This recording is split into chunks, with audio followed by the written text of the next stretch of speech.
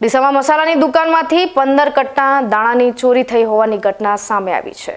જે મામલે ડીસા શહેર દક્ષિણ પોલીસે ગણતરીના કલાકોમાં જ ચોરી કરનાર 2 શખ્સોની અટકાયત કરી જેલના હવાલે કર્યા છે।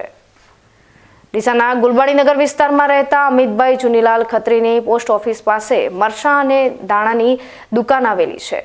2 દિવસ અગાઉ તેઓ રાબેતા મુજબ સાંજે દુકાન બંધ કરીને ગયા હતા અને રાત્રિના સમયે તેમની દુકાનનો પાછળનો દરવાજો ખુલ્લો હોવાથી ત્યાંથી પસાર થતા તેમના સંબંધીઓએ તેમને જાણ કરી હતી, જેથી દુકાન માલિક અમિતભાઈ અને તેમના પિતા તરત જ દુકાને પહોંચ્યા હતા।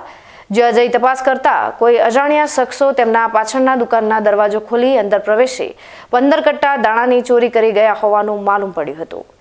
જે મામલે તેમણે તરત જ ડીસા શહેર દક્ષિણ પોલીસ મથકે ફરિયાદ નોંધાવી હતી।